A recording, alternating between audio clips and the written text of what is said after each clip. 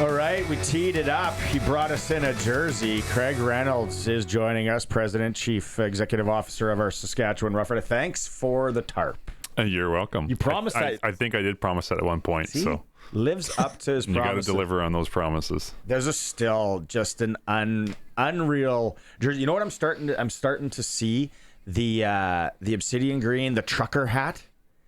Like a lot of people have those. Maz, you're a hat guy. A lot of people have those. Let's start there with the gear this year and the merch and the team store and all that. Are we at where we were last year merch wise? You guys are bringing in new things like almost every week. Yeah, it's been really, really good to start the season. Honestly, we're actually ahead of last year, which was a great year, especially in May when we launched the Obsidian jerseys. Those things were just flying off the shelves. People say that, but they literally were flying off the shelves. So lots of new gear, a good mix of Obsidian and the traditional green, and of course always retro in there too. So yeah, I was in there a couple days ago, and I'm like, okay, I gotta come back when I have a little more time, do some shopping. Mazzer, there's a segue for your Pilsner Cup t-shirts you want to put in there.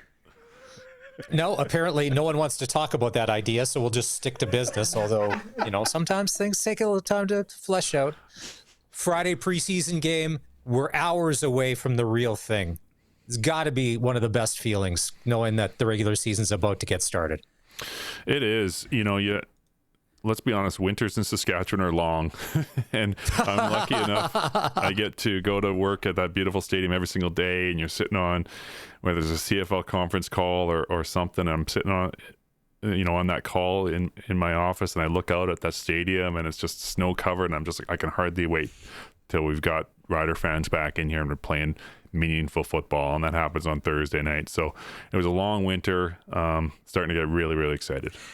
Can you take us through how this happens that you guys get the Thursday nighter, season opener, league opener on Thursday night? Obviously, there's got to be a process. They come to you guys, say, are you guys going to be all right with this? Do you talk to the coaching staff and the team? How does that all work, Craig?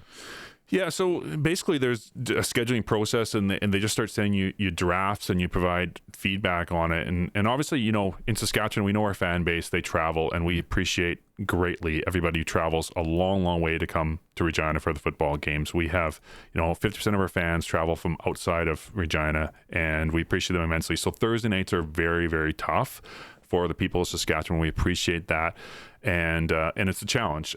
Very, very important to TSN and on the television side of things. And so, when they present us the schedule and they had us in the season opener on the Thursday night, we thought, well, okay, you know what? This is the right place to kick off the CFL season, right in the heartland. And we thought, okay, for Thursday night, kicking off the season, that's a really cool thing and a really cool opportunity that doesn't come along very often. So that's kind of how it just happens. It just showed up in the first draft, and we're like, you know what? From a Thursday perspective, which is challenging here, to kick off the entire season at home is pretty special. Would Coach Mace and Jeremy and all that, and say, okay, is this enough rest? Or what do you guys think about this? They're in it too? We do, yeah. We do a deep dive into the schedule. So it's really interesting, and there's multiple drafts. This year there's lots of drafts because it was a little bit delayed. But a little bit. Yeah, a little bit delayed. But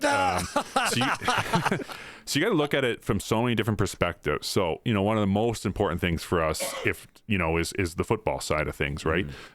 Days rest, marginal days rest. So does your opponent have more rest than you do? Those types of things. And then obviously we look at it intensely from a fan perspective. And to kick it off Thursday, that's very special. And then after that, we get into a really nice cadence where it's a lot of Saturday games, a couple Friday night games in July, which are special. Then we get obviously to Sunday and Labor Day, and it's mostly Saturdays and Friday nights after that. So we feel really good about the schedule. But yeah, it's a process. You involve the football guys in, and you get feedback from really the entire organization. When I saw the schedule, I'm like, all right, if we got to play a Thursday, if everyone has to take a bullet on a Thursday, or season opener, that's great. Now, last time we had you on, you said that the commissioner would be coming to town for the season opener. Is it your role when he does show up on Thursday or whenever that is, you're hosting him, you're doing stuff with him out the day? What does that look like when the commish does come to town, whether it's Randy or, with, taking over here? What does Thursday kind of look like for you as, the guy that will be hosting the new CFL commissioner? Yeah, it's exciting. I'm excited to welcome Stu to Saskatchewan and to kick off the entire season. It'll be his first regular season games as commissioner. So we're really excited to host Stu. He gets here on Wednesday, and so yeah, he has a really packed agenda. We've kind of packed it full while he's here. So he gets here Wednesday, I think mid-morning. I'll pick him up from the airport. We're going to go down. He wants to meet as many people as possible. So we're going to go down and we're going to introduce him to the coaches and the players. We walk through on Wednesday, and so we'll have an opportunity to talk to our players.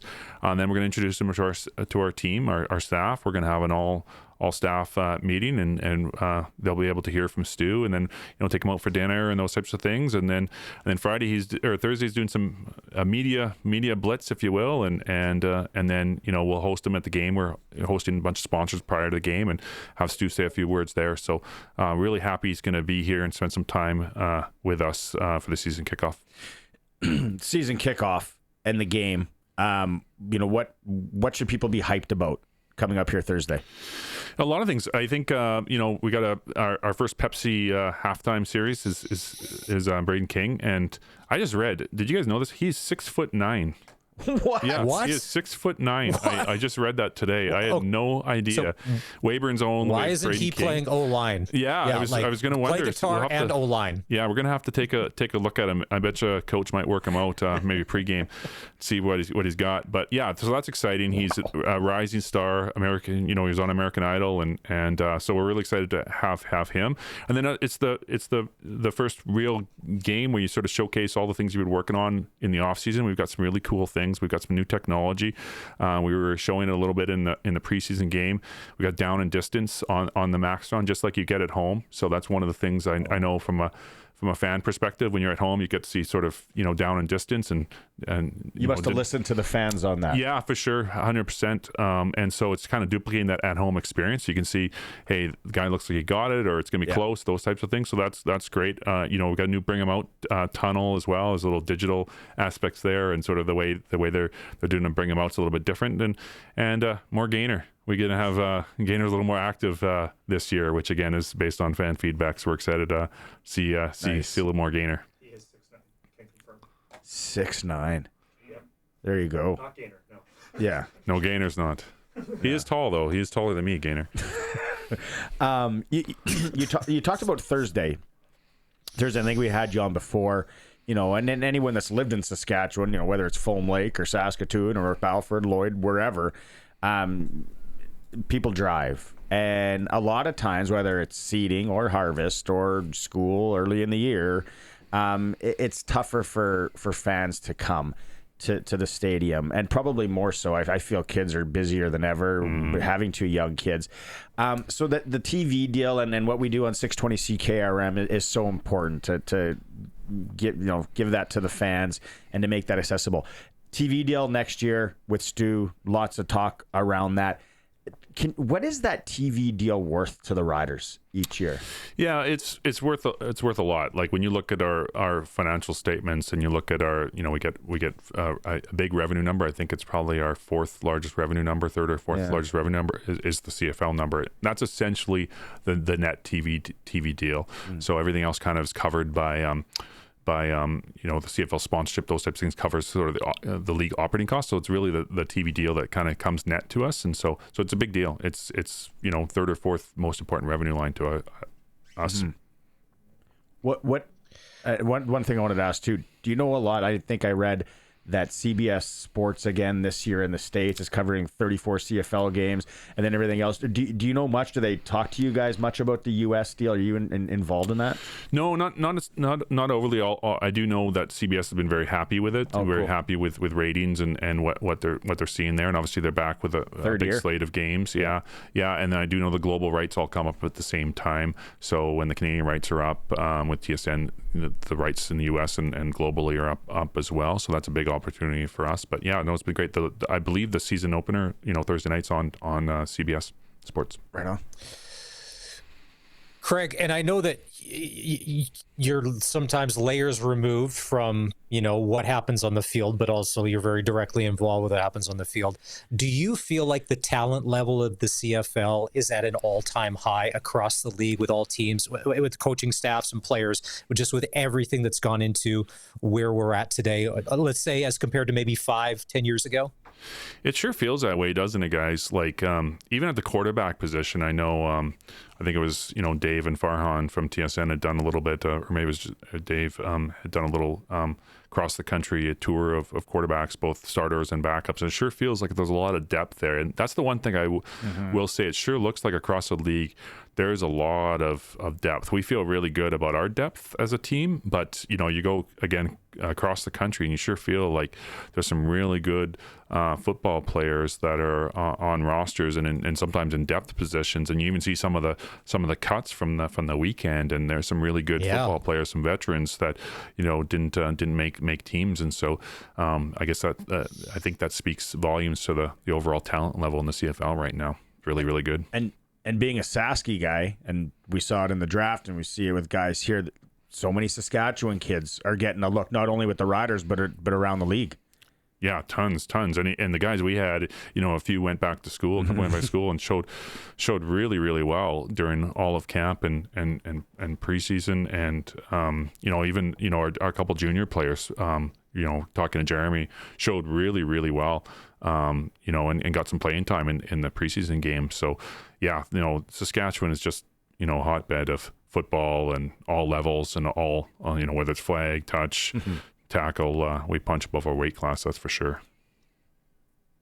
I was going to say that there's a couple days left, because one of the good ideas that came out of the rider offices over the off season was the watermelon pack, as far as you can get tickets to the home opener and the Labor Day Classic starting at $78. I keep in mind, you could pay way more for just a Labor Day ticket alone. So come if you're going to pick your spots. I think you guys have done a great job. So the home opener on Thursday night, Labor Day game, where Pill Country's already sold out, correct? That's right. Pill Country's gone for Labor Day already. But for the watermelon pack, you can choose where you want to be, starting at $78. It's killer price. Yeah, Maz. It is. It's just a good deal. The reality is Labor Day is gonna sell out here, and Labor Day is moving really fast. And last year we had the largest Labor Day crowd we've ever had at New Mosaic Stadium. So tickets are really moving quickly for that game. So if you're planning to go to Labor Day and want to get in right now, it's just a great opportunity to do that for, like you said, $78 starting at, and you get to the home opener as well. And when everybody sells out, then folks have to deal with the secondary market, and that can go pretty huge. So there's good. No one's giving away a prime seat on Labor Day for $78, especially if the Bombers and Riders are neck and neck. Yeah, no, definitely not. We should get to one here on the Prairie Land Rentals text line. Dion from Regina says, my buddy who's a lifelong Rider fan, he was wondering why the Riders can't incorporate black into the jerseys like the Dallas Stars. Can you ask Craig about that? He mentioned it again yesterday. Would there maybe next year or the year after there'd be maybe another jersey redo? Yeah, well, we're quite happy with the alt jerseys right now, and so we're always looking at those things. And I think we did have that huge debate, and I think I was here before when we were talking about just the evolution of how we got to the Obsidian. We did have that discussion around do we have a black third jersey? But again, the thought process there was hey, we're green. Green is our color. Green is the color, and can we go so dark with green that it almost looks black? And it was interesting. I gave my dad recently his birthday, and I gave him an Obsidian golf shirt the other day, and he grabbed it and he's like, "Oh, I thought this was black, but it was actually Obsidian." So that was a strategy, and who knows down the road what we'll look to. But yeah, we wanted to go as dark a green as we possibly could to sort of get to close to black without really going black. Maz, you got any? Wrap it up. Well, I was going to say, because Pick the Score kicks off today right here on the SportsCage, and I had said that the Riders win. Well, I think we got to get Craig in on this. I think he's allowed to pick. I'm assuming I know who he's going to pick, but I had said final score 23-19. Barney, what was your pick again? Ryder, what was the final score? What did I say? 30-19. Well, he went 30. You said 30-16 is mine. Curtis went 27-17 because Gary in Winnipeg thinks the same thing as Curtis. Let's go. Do you want to take a stab That's at not it? good. Well, I think Ottawa's a good team. I do. Oh, yeah. And I think, obviously we know who I'm going to be picking to win Yeah. from a score perspective. Yeah. I think it could be high scoring. Yeah. I do. But again, early season, you just don't know, right? Like sometimes it's a bit of a defensive battle as the offenses sort of figure themselves out, or sometimes it's just an explosion of back and forth. So let's just go back and forth. It's going to be high scoring back and forth. And the wind. Riders You never win. know when Sasky. Yeah. When that wind's howling, right? Are we going to be pounding it on the ground? It doesn't look like it's going to be that Wednesday or Thursday. It's going to be that Wednesday. Craig, thanks so much for coming in and doing the first Coaches Show of the year for Steelcraft Doors. No, I appreciate it, guys, and I feel bad for you. You got the shaft with the Coaches Show. You get me to kick off the Coaches Show, unless you're looking at flag football coaches or RCBA coaches. I got a little experience there, but that's the extent of it. You and I can share playbooks. Yeah, on the we flag, can. A little flag playbook flag sharing. stuff. Yeah. Craig Reynolds here again. Coaches Show for Steelcraft Doors.